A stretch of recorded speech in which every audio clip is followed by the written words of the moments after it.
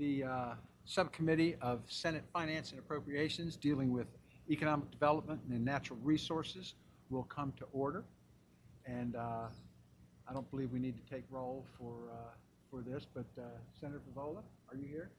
I'm here. I am also here. And Kendra, could you go ahead and bring up our first guest?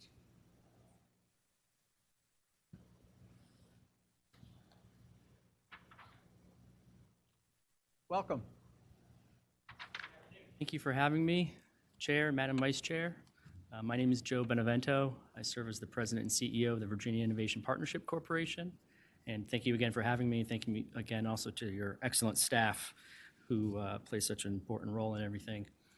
I'm here today, sir and ma'am, to talk a little bit about background on VIPC and the authority since it was created a few short years ago. Also to touch upon a large federal program that Virginia was awarded, referred to as the SSBCI program. And lastly, and perhaps most importantly, life sciences and current proposed budget amendment that the governor's introduced. That sounds good. I'll go ahead and get started here. Okay.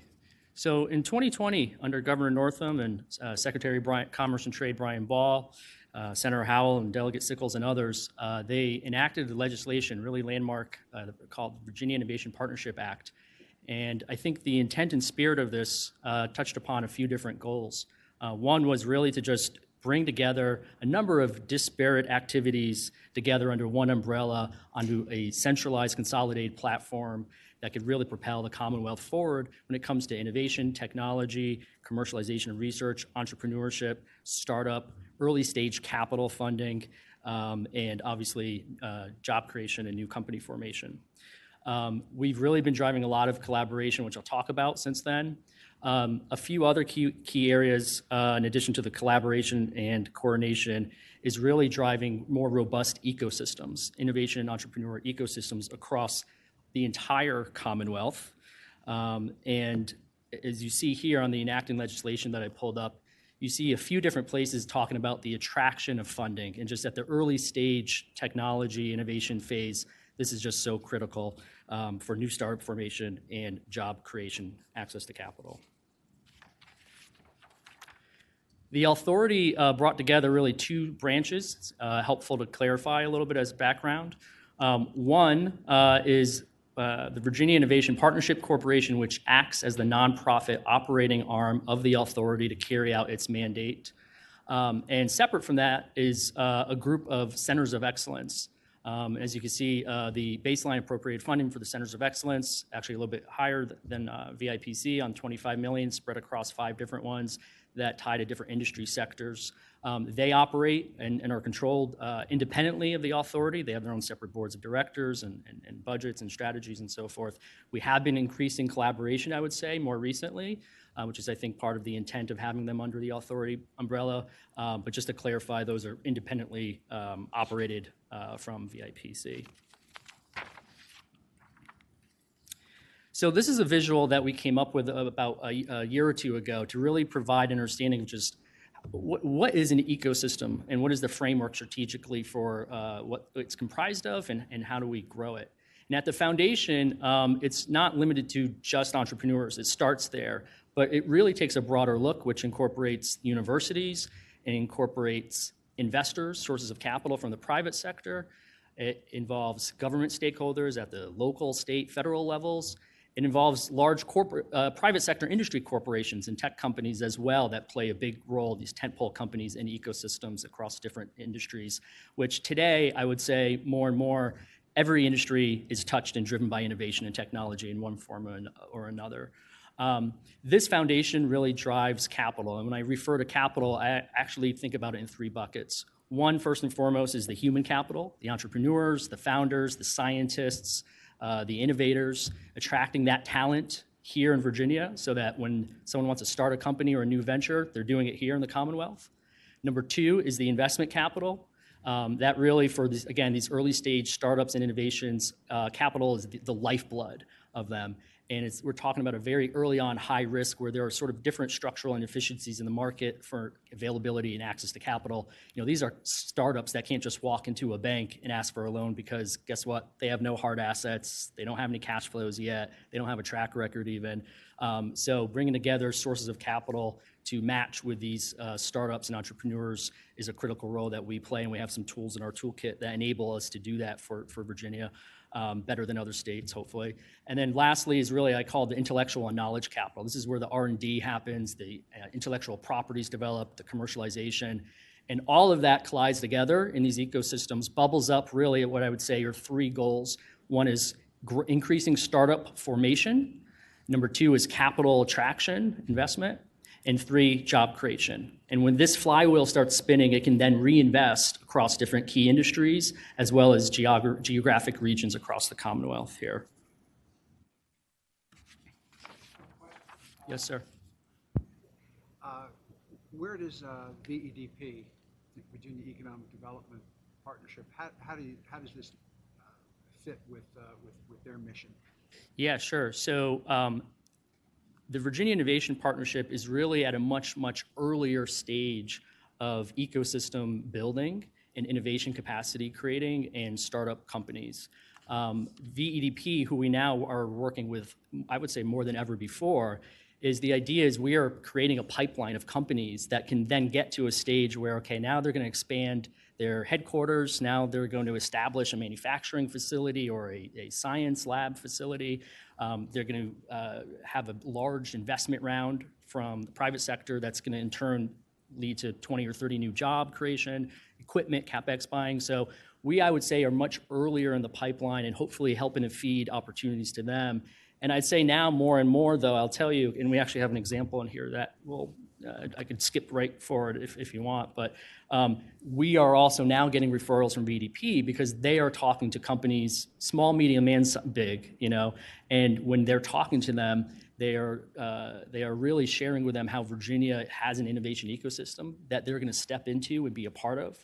And these large corporations want to know what is the innovation and technology landscape that they're going to be playing a big role in, tapping into. How do they tap into that from a different Some means, companies are not ready for VEDP yet. They need the earlier development. Yeah. So the companies that VDP are doing transactions with, they usually are driven by a significant number of jobs on the table, right? The two big formulaically is CapEx dollars spent by the companies and jobs.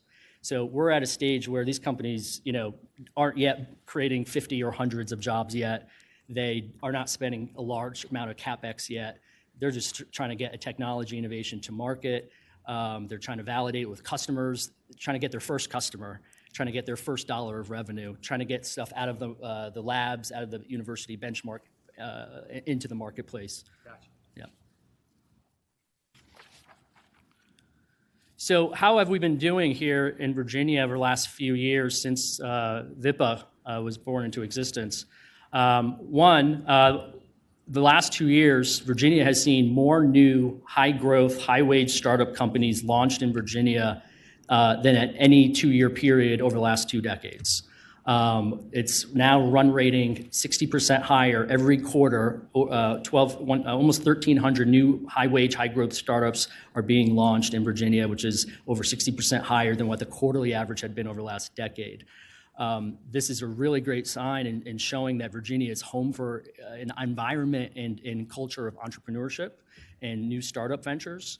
And also, when we look at those 10,000, and by the way, this data, the source of this is coming from Chimera Economics and Analytics. When they looked at the last 2 years, they also saw that this growth was actually happening across the Commonwealth in all 9 different Go Virginia regions.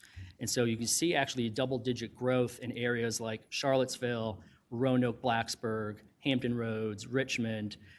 So that new startup growth is really expanding and not being concentrated in any one area when we look at kind of the rate of growth that's happening for these new startups. So 10,000 new startups is something that is a great marketing piece here for Virginia and the Commonwealth, and just at a record level that we've seen.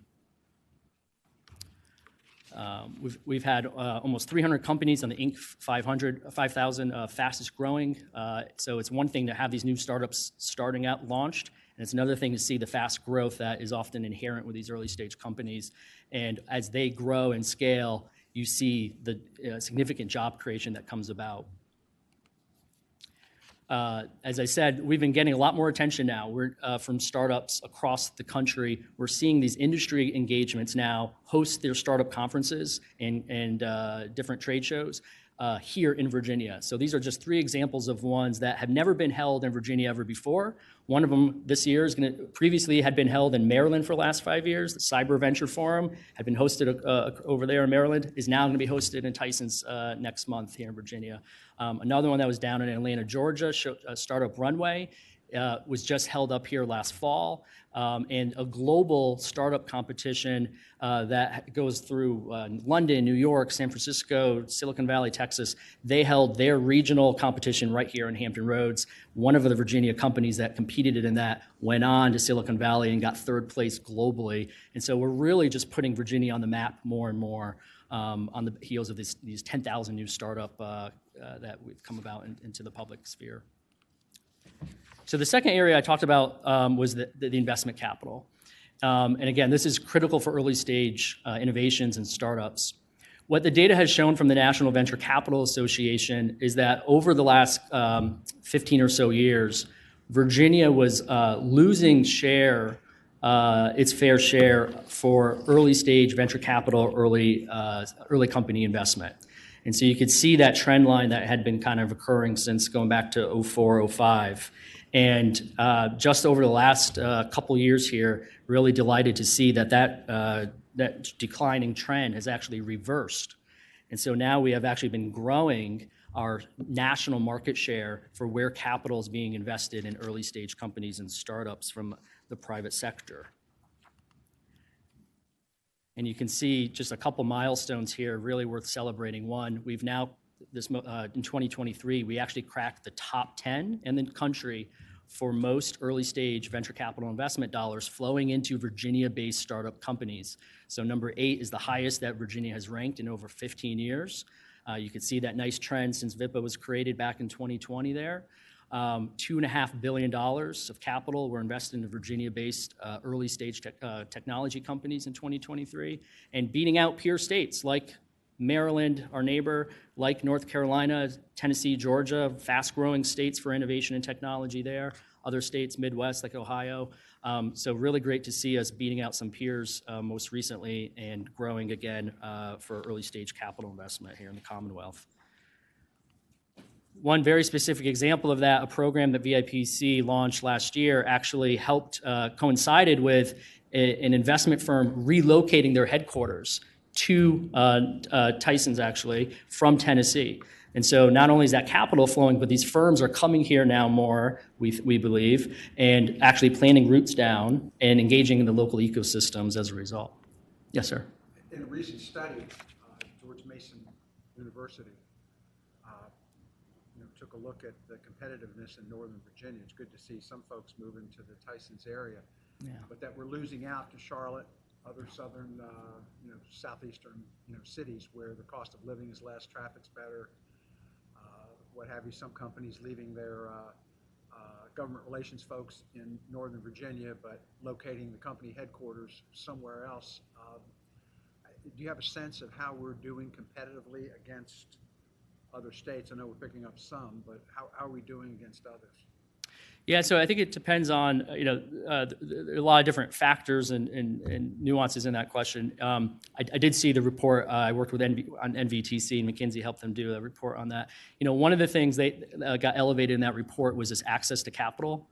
And so that is one of the biggest things we get feedback on, is availability and access to engage with capital providers, right? And so what we've seen is California, New York, Massachusetts, those 3 states comprise somewhere around 70-80% of all capital early stage investment over the last few decades. That has been declining, though, and migrating now to more states and even more up and coming competing states like North Carolina, Ohio, what they call it, used to call maybe flyover states even in the Midwest. And now they're sprouting up ecosystems that is attracting these startups, innovation, and the investment capital. So one of the things is access to capital up and just all across Virginia, but including even there.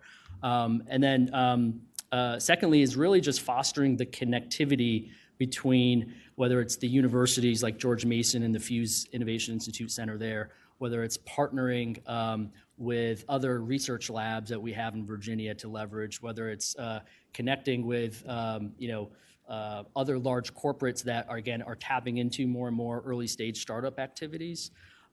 Being able to just access those resources, having awareness for where to go to find them is another thing I think that came out of that study. I probably is beyond VIPC's purview as far as cost of living and some of those other economic factors.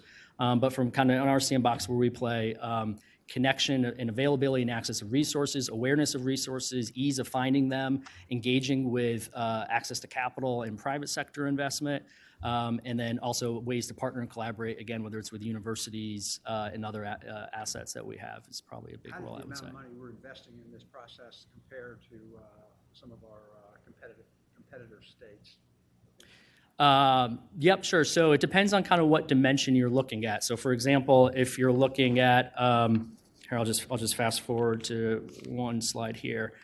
If you're looking, for example, at just Virginia as a whole, total university R&D expenditure, okay, which largely is driven by federal grant levels, but other sources as well. You can see here, pretty recently, Virginia as a whole, taking all of our research institutions together, was just short of $2 billion.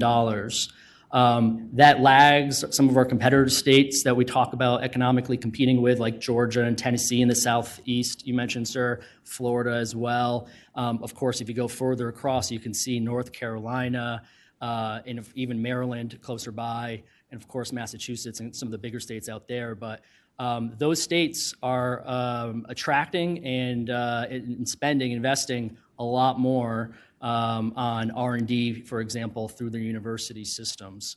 There's probably a few different ways I can also try to address that question if you'd like. Okay. I mentioned the capital side, just on this kind of the R&D commercialization side. One thing that we have seen is there is maybe more potential to drive our R&D dollars with kind of different innovation commercialization metrics that are measured here, whether it's patents or R&D annual funding per capita. You can see we're more in the middle of the pack nationally on some of these metrics here. And so that might be an opportunity for us to try to move a little higher up on, which I think part of what we're talking about, the life sciences a little later on, certainly would tie into this.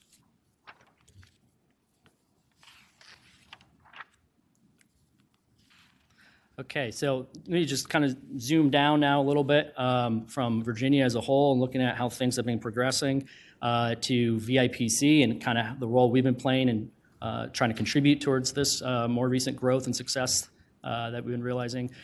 Just as a background, VIPC sort of operates through these divisions here across entrepreneurial ecosystems, commercialization, investment, and then strategic initiatives. Some of the tools in our toolkit that we are able to deploy span from grant funding to ecosystems and regions and partner stakeholders there, to universities, to individual companies, and then across the spectrum, what we call sort of the continuum, as you get closer to a point where you have something that you can raise private venture capital dollars off of, we have a division of investment which also has the ability to make direct equity investments in startup companies and in partnerships in funds that make direct investments in startup companies. And so we've seen some very significant, what I say, catalytic capital and leveraging through the dollars we've deployed here over the last since the division of investment, previously predecessors called CIT, was formed. There's been over $2 billion of private investment that has flowed from the dollars we have deployed over that time, which is over 35 times. So for every dollar we put in, there's been 35 more dollars from the private sector that has flowed into these Virginia-based startup companies that VIPC has touched. And I believe that is one of the larger, some of the reports JLARC has done, shown to be one of the larger capital leveraging metrics for different economic incentive programs across Virginia. Sorry, there was an accident. Just two quick other touches here. I mentioned the connectivity across the continuum, fostering that. Also just breaking down silos more and increasing collaboration. And so, our team, I refer to our team as teammates. We have teammates across all these divisions, but we really are trying to think less of as distinctive, separate divisions and rather more as a one VIPC where we're interacting and engaging with the different tools in our toolkit across these different groups, these divisions that were laid out in the enacting legislation to give us sort of a framework. And I'll talk a little bit about some of the success we've had there. I really like this slide here because it shows, I think, one of the aims from the original legislation was indeed to expand the investment reach of VIPC's previous and historical investments across the entire Commonwealth.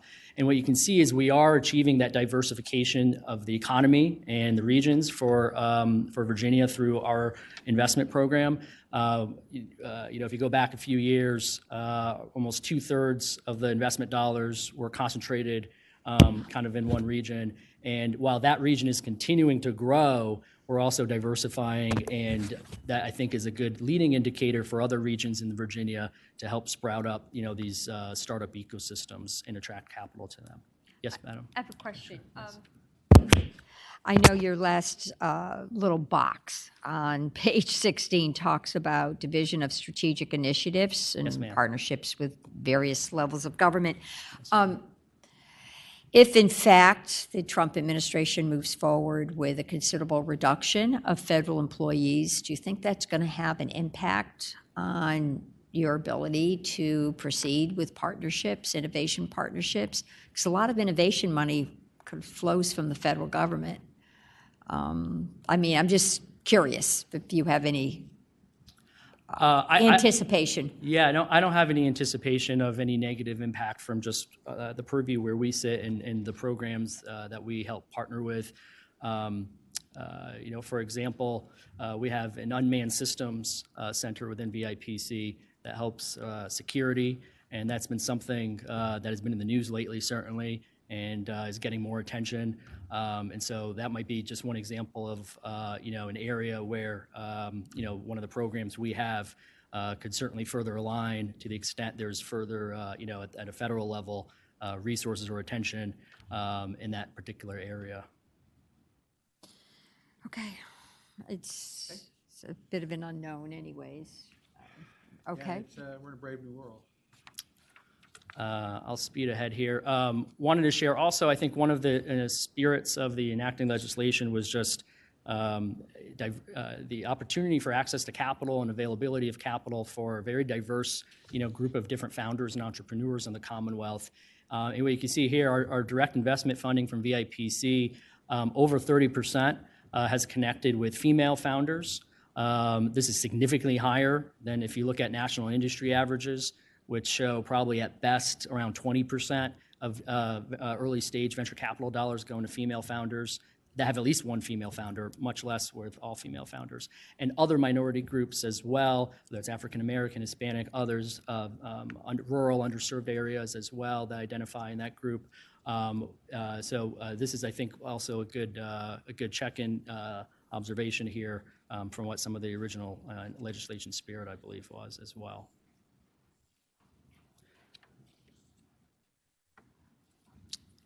Greater cross-agency collaboration, I think, is something that has really accelerated over the last 12 to 18 months. We have been collaborating, I would say, probably more than ever before with the different agencies, economic agencies within commerce and trade and just across Virginia. A few examples here I thought were worth sharing and highlighting. We recently just entered into a formal MOU to signify the partnership between the Tobacco Commission and that area of the Commonwealth and VIPC so that we can leverage each other's resources that we kind of uniquely have and tools in our toolkits without also duplicating existing tools or programs that one or the other may have. And so I think this will be really exciting. We just recently we're able to help fund a new startup accelerator in the southwest portion of Virginia that's specifically targeted to that area. And we've got some other discussions underway around how to attract capital to that area as well. With Small Business, Department of Small Business Supplier Diversity and Small Business Financing Authority, while they are really focusing much more, I would call Main Street startups and small businesses, less so on really high-tech, high innovation-driven startups where we focus. We do collaborate, one, on a federal program, which I'll come back to, and two, we did roll out a statewide small business startup entrepreneur and innovator opportunity guide that kind of just cataloged all the different resources and programs that are available to folks out there. Senator, you asked about VEDP and how we're collaborating with them. I'm going to just skip ahead real quick to just this next slide. This is a really good tangible example that happened just about 6 months ago. There was a venture capital private equity-owned company, technology company called Firefly Aerospace. It's headquartered in Texas. They were evaluating several different states out there to expand their operations for their next launch pad capabilities. And they were speaking with VEDP about out in Wallops Island. Because it involved space technology and innovation, and the management team at the CEO and CFO level had a lot of interest in what the innovation ecosystem looked like. And at the time, they were unaware VIPC and some of the investment programs we had even existed. And so VDP referred them to us. We had several calls with them, and we were able to come together in a collaborative VDP, VIPC, and Virginia Space Authority sort of collaborative MOU package that ended up, I think, playing a role in actually Firefly Aerospace selecting Virginia for their CapEx investment in new launch pad operations. So just one very specific example there that I'm delighted to share. And let me just go back and touch on Go Virginia. We've been, I think, complementary for a number of years. Go Virginia also has tools and programs that can address sort of the entrepreneurial ecosystem in slightly different fashions. A lot of times they reach out to us and we reach out to them to share projects that may be coming up from the ecosystems, understanding how it's connected, and they seek out a lot of times our expertise and guidance in evaluating some of the entrepreneurial ecosystem-related projects. We also were invited to collaborate more recently with a project they funded called Project Vital, which is a really exciting project for life sciences across our multi-region collaboration effort, where to make sure we are all aligning and coordinating as best we can led to the establishment of a SteerCo between Go Virginia, VEDP, and VIPC on the specific project and sector area, along with regional stakeholders to make sure, again, we're all coordinating and aligning as best as we can in one direction. One thing I just wanted to share, I've always believed you can't manage from behind a desk, and so some of the feedback we had gotten early on when I joined was just getting out in the field more and really working, across, certainly both aisles. We, as you know, are a nonpartisan economic development authority, and so we've been just getting a lot more engagement with the communities and the ecosystems to help drive awareness of what programs we have to offer to support Virginia's entrepreneurs and startups, and also knowing just where to go to find them for awareness purposes. And so I think we're now starting to touch a lot more, have a lot more touch points than we had in the past as well. Across the Commonwealth, we really look to kind of partner with different regions and their ecosystems. Why? Well, each regional ecosystem sort of has different assets, different strengths, different industry areas of investment to leverage, different competitive advantages, and are just at different phases of sort of maturity in their ecosystem growth and their startup capacity. There are a number of local and regional organizations that sort of help spearhead on the ground, boots on the ground, which VIPC helps fund and partner. These are a few of them that you can see across the Commonwealth in different regions. We are now increasing a lot more engagement with some of these along the lines of Go Virginia, as I mentioned, and some of the other economic development activities. Do you have any kind of process with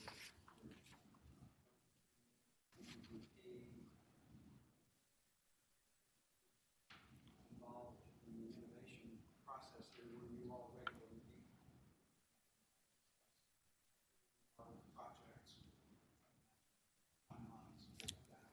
We don't currently have a formal place of meeting, although over this last year, we've started to do exactly that with VEDP, where both at senior management levels, Jason Alcubi and I work together, and as well as just our staffs are now on a first name basis and actually calling each other up in just a real-time fluid way that I don't think was happening to a large degree in the past. We had 2 offsites between VDP's team and VIPC's team in the past year, where we just all got in a room and got to learn about what are the different programs and tools that both organizations have in their toolkit to offer and how they can work together. So there's been a lot more effort there, and I think probably more certainly to come. And with Go Virginia, I would say certainly around the entrepreneurial ecosystems. I think about 20 or 30% of their annual deployment of capital is going into entrepreneurial ecosystems. And so again, a lot of times pilot projects that Go Virginia may initially pilot and launch through a regional effort proves out to be successful. And then startup companies that may have gone through that project or accelerator or that organization itself, we can then okay, here's what's working. Let's do more of that. Here's some more tools we have, and certainly if there's ones that are not working, we're not interested in funding those further. And so I think that pipeline and continuum sort of spirit is where a lot of the projects that Go Virginia has funded and some of the stakeholders overlap a lot of times between VIPC and Go Virginia. Does that help give some more color, sir? Okay, great.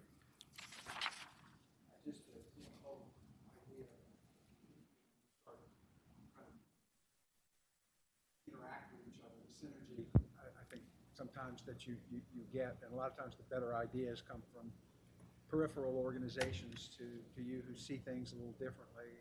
And yeah, no, 100%.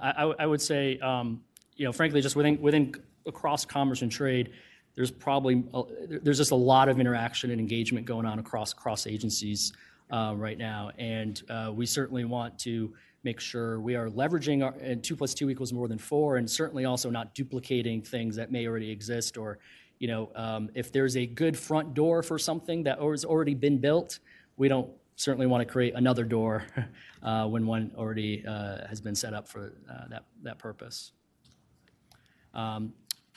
And just to round out on the ecosystems, what's really key, again, it ties back to one of the early slides, but it's just the engagement of both public and private sector. And so I think, as just one example, we're seeing, in National Landing, where they're taking industries and assets that are already inherently strong and they can leverage and have a competitive advantage in, right? So you think about defense and energy and critical national security technology, taking private corporate sector engagement, taking like Amazon and defense companies, as you can see here, taking Virginia Tech's new innovation campus up there, George Mason, that's also not too far down the road, federal and regional and state government assets that play and interact in these spheres, and really creating a more robust flywheel and innovation startup ecosystem here.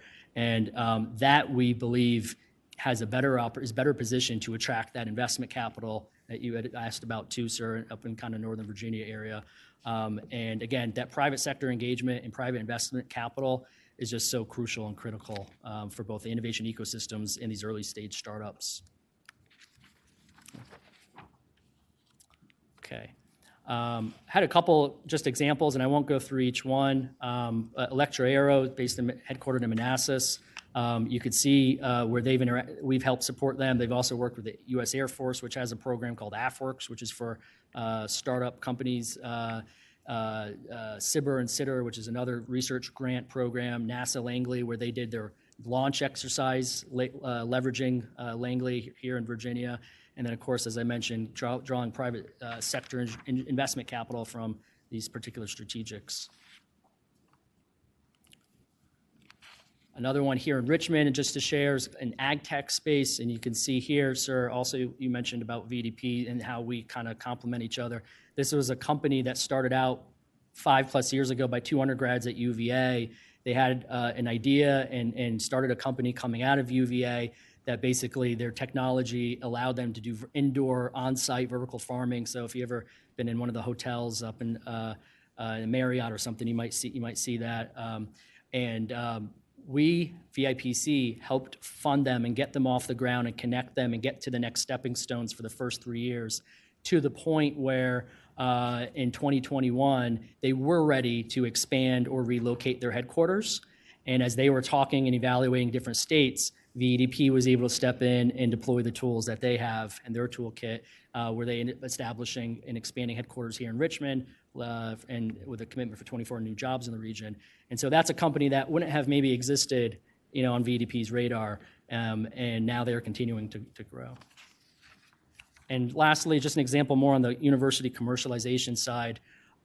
This was a spin-off of a drug delivery system technology out of Virginia Tech in the Roanoke ecosystem, where we, VIPC, had been a partner with Virginia Tech and their lab institute that is spun out of, helped fund the initial research, helped then connect them with one of the local startup accelerator programs out in Roanoke called RAMP, which does a great job of connecting technologies and universities that might be spinning off, and also just private sector startups to figure out how to navigate things. And then continued on with some matching grant funding through a couple more grants and investments that catalyzed and had matching funds from private sector. And now they have really progressed, and now they're at a point where this year they partnered with the city of Roanoke and their EDA to establish a new physical facility there in downtown Roanoke, which was really great. And what's really key about, I'll just say, I'll probably come back and touch a little more, but a lot of these startups, feedback we have gotten is sometimes they start here, but they don't end up here. Meaning they may start here initially, but then if they can't find availability of capital attraction for investment or resources or assets, particularly in the life sciences space where you need lab facilities, you need specialized equipment, you need bench tops. Well, what happens is the ones that are really clicking along and growing and scaling, they're getting attracted out to California or Massachusetts or North Carolina Research Triangle, because that's where the investment capital is, and that's where some of those infrastructure assets are as well, for them to continue along, in that kind of early stage journey. Because the industry that this also supports is commercial real estate, and we're of course running into that problem in Northern Virginia of office building usage decline. Some buildings are empty, some are half full, they're going to have to be reassessed as to their value. So while the state is benefiting greatly from full employment, we seem to exceed our goals every few months. Localities are living in a different world than they used to, especially in Northern Virginia, and in central areas with people working from home, people moving to other places to work. And we're a state that doesn't share the income tax that comes with all the great things that are going on in Virginia.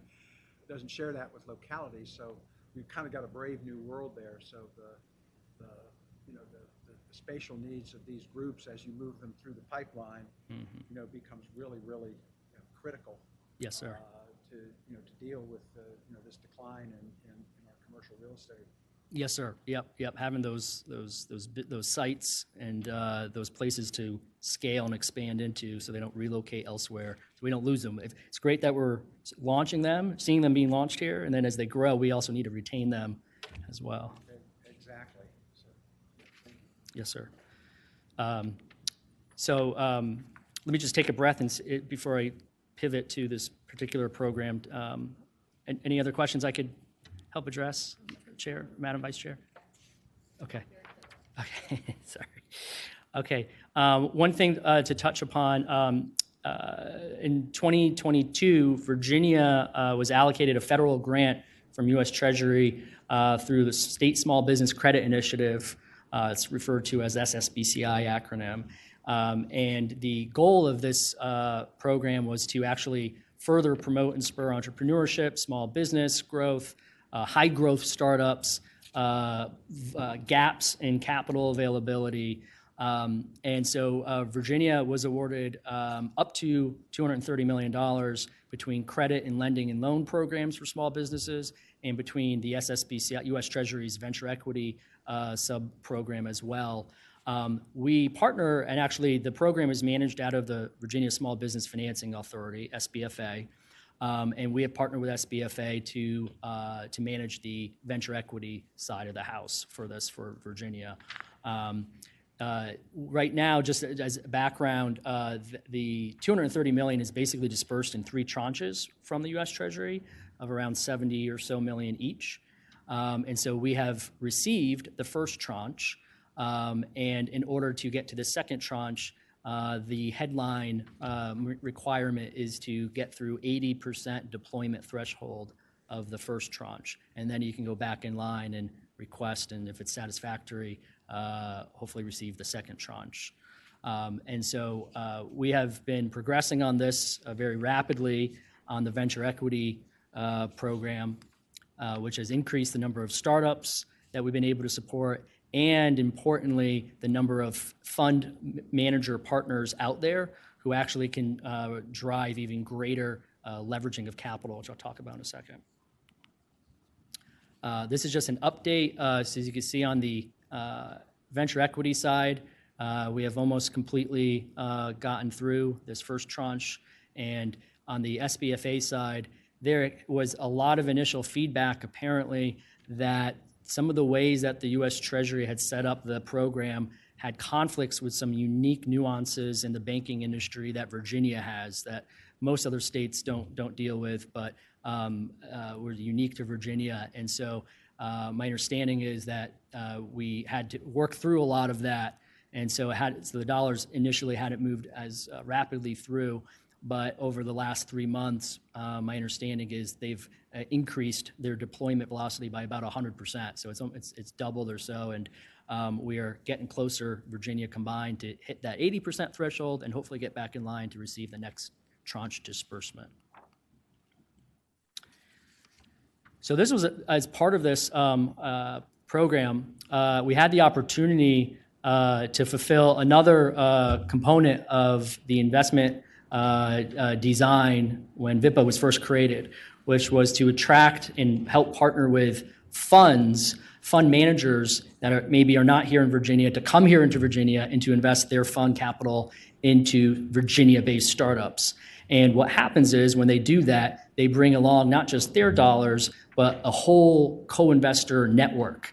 And so often for every dollar they put in, it's going to result in maybe 10 more dollars going into that startup company. And so we launched a program called Virginia Invests, which leverages that federal money. So no state appropriation is being invested through this, and leverages that grant program to attract private sector and funds and fund managers and investor networks where they are committing to investing in Virginia-based startups.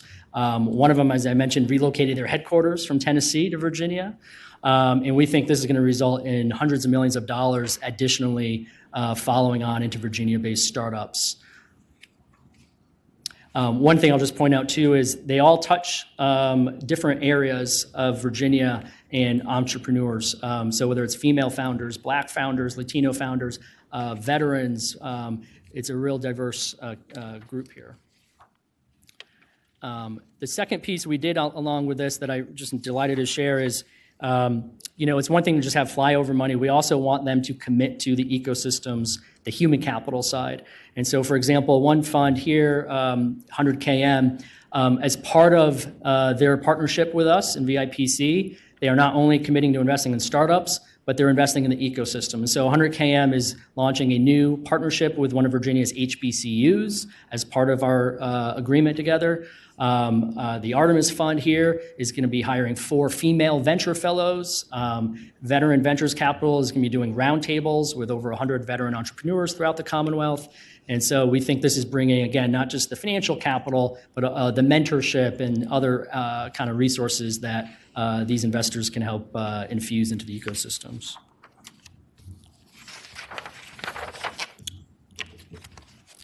So on the life sciences, which of course, really important here because we have an exciting budget amendment to share. First of all, just a backdrop here, you can see Virginia has been really developing these different life science regional ecosystems and hubs.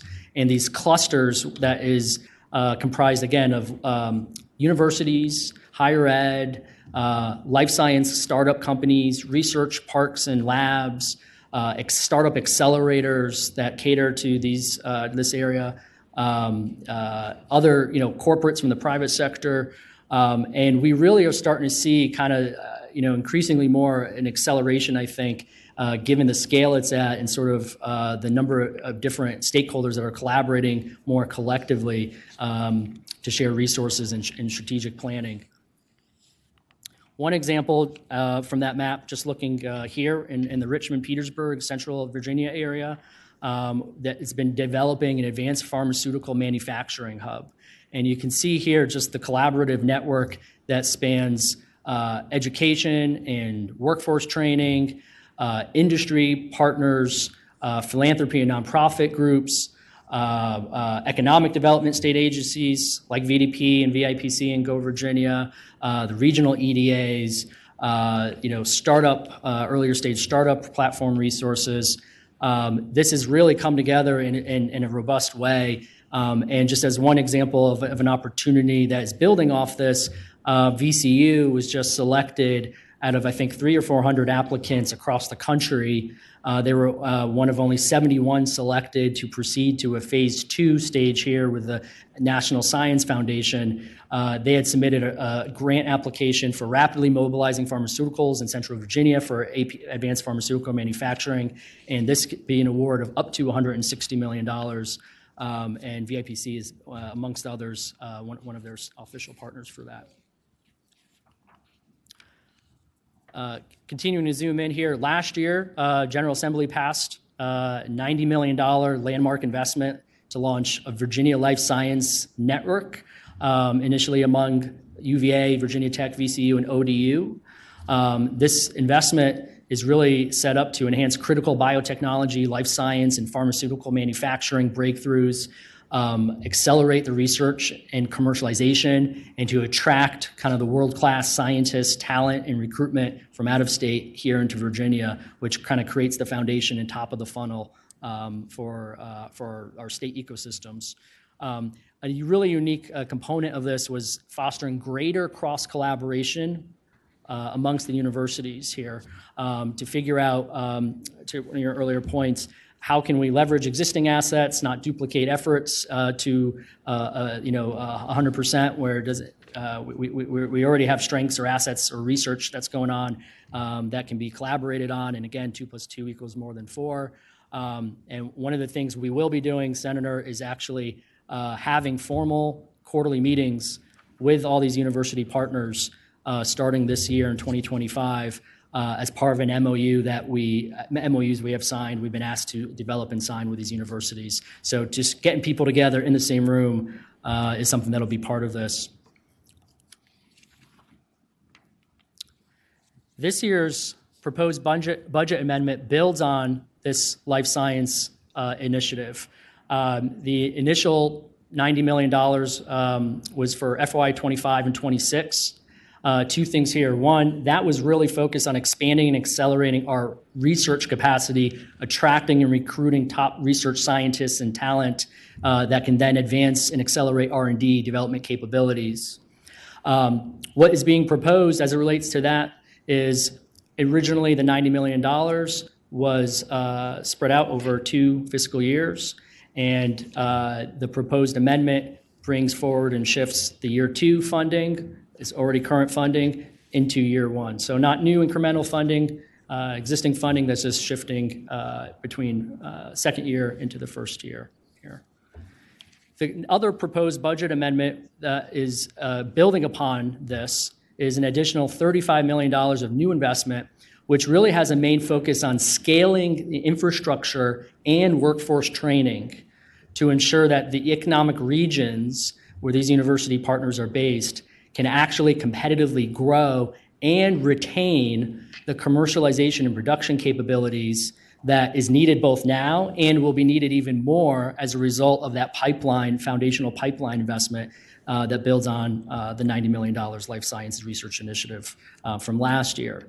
And so when you look at how that breaks down, in the case of here in Richmond, Petersburg area, Central Virginia, VSU for $12.5 million will build an advanced pharmaceutical manufacturing training center facility. So workforce development, training development for right here in Central Virginia, where again, we are hearing the feedback from both very large companies like Novo Nordisk and others that are either here or here already or looking to come here, and they are at risk of either going to Maryland or North Carolina because we either don't have the workforce training talent for the jobs that are currently open that they need them to fill. In other cases, again, we talked about just the nuance of life sciences requires a lot more sort of specialized kind of infrastructure. And so tying even into the training, really to train, it's not something in life sciences you can do remotely or online.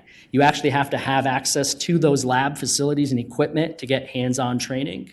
And in other areas like in Charlottesville here for $12.5 million, establishing a scale-up accelerator to, again, when those startup companies that are now sprouting out of the ground and being accelerated, more than ever before on the heels of this investment, as they go from saying, okay, just needing one bench top to now I need 5 or 10 bench tops, and we're raising more investment capital, they don't have to go to California. They don't have to go to Research Triangle in North Carolina. They could be part of the research network here and stay locally so that we capture that return on investment from job creation and CapEx investment.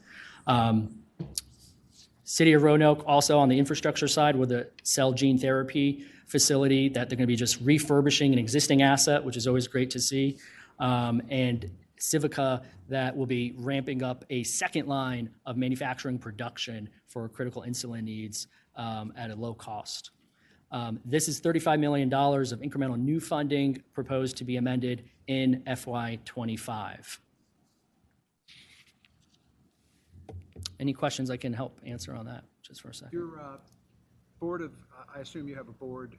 Yes, sir. That meets and considers, how the money is, how you decide on where the money is to be distributed and to who and what the good idea is. How's that board process working? Specifically for this funding here, the Virginia Innovation Partnership is being asked simply to act as more of the funding pass-through. So we are not the ones directing, how the budget funding, how the funding will be deployed locally and regionally ourselves. That is being done through these partners, VSU and City of Roanoke, Civica UVA. So similar to those centers of excellence where we act simply as a funding pass-through for general funding, our board does not, again, have kind of control or ownership of these projects and initiatives. And how are your board members chosen? They're appointed through legislator joint rules and gubernatorial appointments. Yeah. Senator Favola. Yeah, thank you, Mr. Chairman. On your proposed budget amendments, I guess you can use one-time money or ongoing. Is that correct? And in the past, have you primarily been funded with one-time money from some of the federal programs that have passed, the ARP money and the infrastructure money? Are you referring to this life sciences amendment specifically? I am. This is one time. Okay. Yep, this is one-time funding, so it's not intended to be in the... So this is one-time funding, and then maybe to build on your question, each of these partners have basically committed to at least one-to-one outside dollar matching for these funds. And so each of these are, for example, UVA, they have, I believe it's $15 million of a committed match to the 12.5 from an outside resource.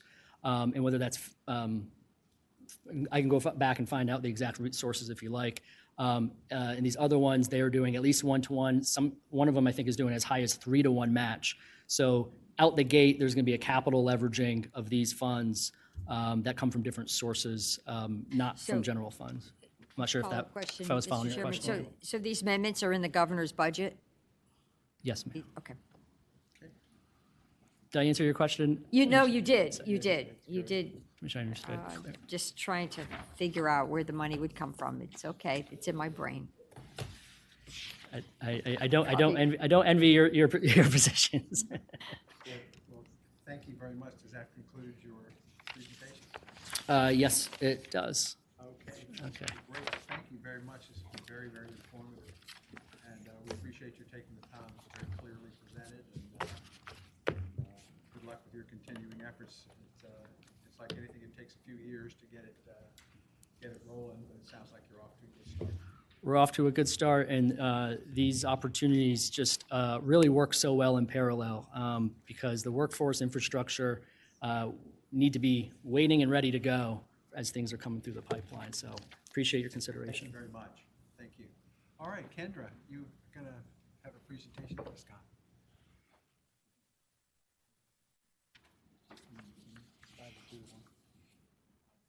Yes, sir. Senator Marsden and the subcommittee, I'll move through this fairly quickly. We've had some discussion about this already in full committee, but I wanted to touch briefly on the overview of what's included in the governor's introduced budget for economic development and commerce and trade. Starting off with commerce and trade and labor. The primary, we talked about the funding for the biotechnology and life sciences research initiative and how that funding is being shifted to the first year. That's something we'll want to look at and discuss, I believe. There's an additional $50 million in the second year for the Virginia Business Ready Sites program, which will bring the total funding to $70 million in the general fund support for that program in the second year. There's $25 million and the suggested use of the Regional Greenhouse Gas Initiative proceeds for the Disaster Assistance Fund, $14 million for a competitive grant program to increase the supply of early learning spaces, and $5 million to establish the Tourism Sports Event Grant Program. And the governor's introduced budget also reauthorizes $3.9 million in general fund support for Wythe County for economic development program for an infrastructure projects related to that. Moving on to agriculture and forestry. The introduced budget, the primary item included in the introduced budget for ag and forestry was the WQIF deposit of the surplus and the discretionary reappropriation funds. It was $9.3 million going into the WQIF. $50 million of that is dedicated to in the introduced budget for the City of Richmond's combined sewer overflow project. $17.4 million would go for agricultural bust management practices.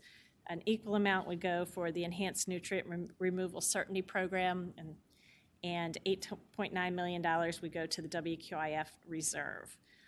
There is $4.4 million from the general fund provided in the first year for the permanent location for the relocate the seabird colony associated with the tunnel construction down in Hampton Roads, and $3.4 million to modernize information technology systems within the Department of Ag and Consumer Services and Forestry. And all those items are summarized on the next slide. Total.